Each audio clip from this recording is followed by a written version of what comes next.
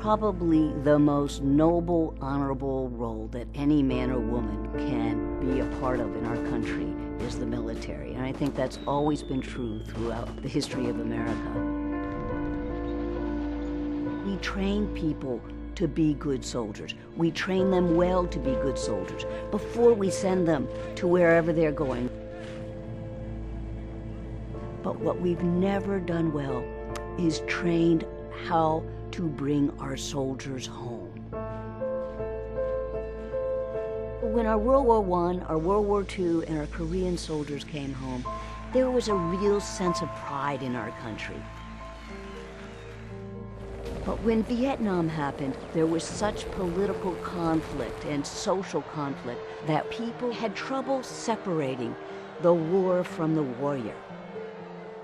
So the soldiers took off their uniforms because they were often spit on, they were called horrible names, and they were looked at as bad people. Vietnam veterans didn't come back to parades. They just, nobody wanted anybody to know that they were veterans. Well, you get beat up long enough and you shut down. It wasn't worth talking about, so we didn't talk about it. When people came home from Vietnam, we didn't know the best thing was to talk about what happened. And so what we said is, just forget about it. It will go away. Well, that's the easy answer. The not so easy answer is it doesn't go away. One soldier said, all of us were great soldiers once. Some of us got lost. Some of us need help coming home. I came to work in the company in the early 70s. At that time, I think company was asking people to identify, but obviously nobody was identifying that they were a veteran. I started the phone company in 1977, and my work life was fine. I was busy, I was a good producer, I was, on time. But my home life, my social life, my personal feelings were really a mess. Then there was a guy called Bob Genetic. We met, started talking a little bit, then I started identifying that I was a veteran, okay, and now the word's starting to get out between the guys. I had wanted to write a newsletter targeting Vietnam veterans, knowing that if we have a soft exchange of words among friends, that we can all learn from each other. And the evolution of the Veterans Organization as a whole came from that platform. It wasn't to be a union thing. It wasn't to be a company thing. It was to be veterans helping veterans.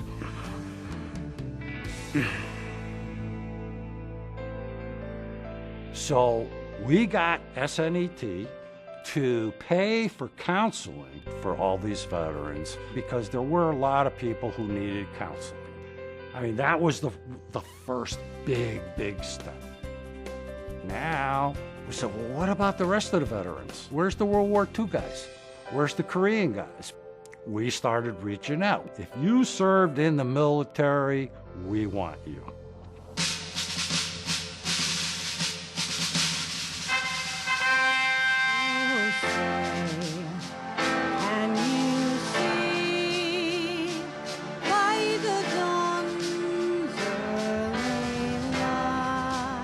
My first experience with the SNET vets and the AT&T vets began, I'd say, late to mid-'80s. We did a flag raising one day, and that's when I got more interested in joining the group. The flag raising started out as simple 10-minute ceremonies of raising the flag on Memorial Day or Veterans Day, and it became very popular, and it was very rewarding for us to do these ceremonies.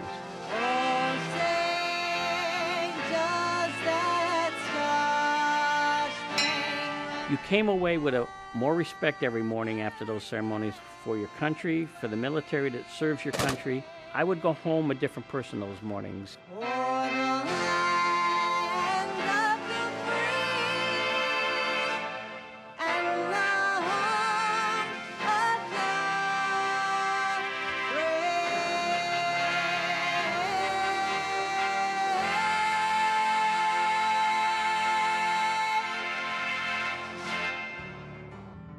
from that, we started reaching outside the company to extend our energies to veteran-related entities. We branched out to, the VFWs and the American Legions, countless veteran-related events, the clothing drives, food drives. Well, somebody came up with this idea to put on a weekend retreat for the guys. The purpose of Stand Down was to help our homeless veterans and veterans in need of care. We would supply them with their medical needs, feed them, clothe them. I mean, we had job placement, we had housing. You just name it, it was there. And AT&T contributed $5,000 to feed these guys. And I thought that was great.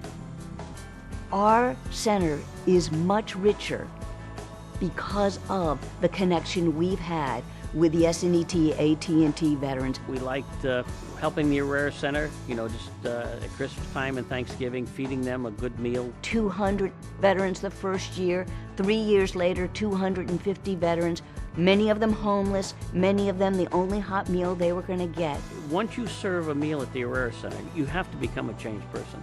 You can't go out of there the same way you came in because these guys are so appreciative. They can't thank you enough.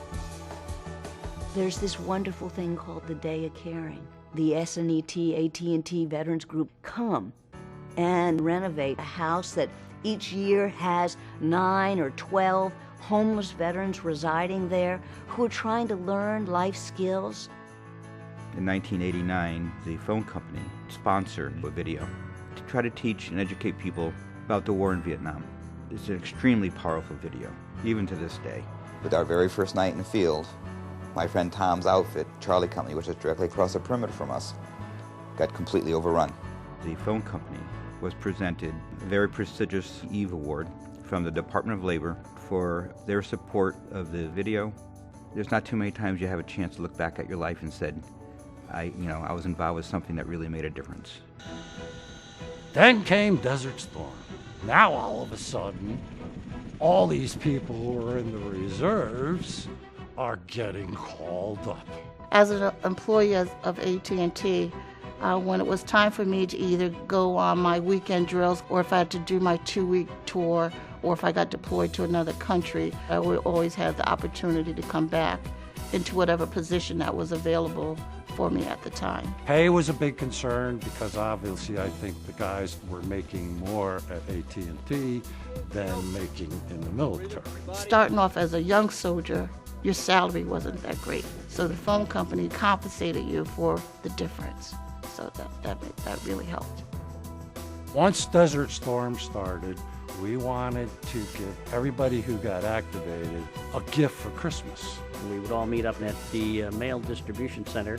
We'd put care packages together for employees and send them to our deployed troops.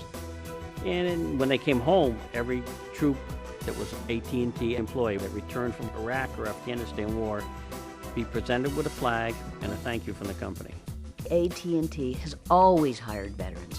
They've always known the richness that they bring to any organization. Hiring a veteran, you're hiring a person that knows what it's like to put on the uniform for our country, maybe to come home carrying some cost of that service, but they had responsibilities. They were part of the team, and they accomplished goals. What better employee would anybody want? The military grows a very wonderful breed of candidates. And the values that you have when you come out of the military aren't always respected. But in an organization like this, they are. To me, veterans represent the backbone of our country these days. I feel like it's our obligation as a company to give them an opportunity when they come back for employment and for them to have a career that would give them tremendous opportunities for growth and development. All along the way, the company was 100% behind everything we wanted to do. I appreciate AT&T because they're still keeping this going. They've turned it into a company-wide program. Now it's not just 60 guys in Connecticut. We're talking thousands of people now. Thousands of people. You all set the national benchmark for other corporations to get involved in helping veterans heal and reintegrate back into their communities. And you should be very, very proud of that.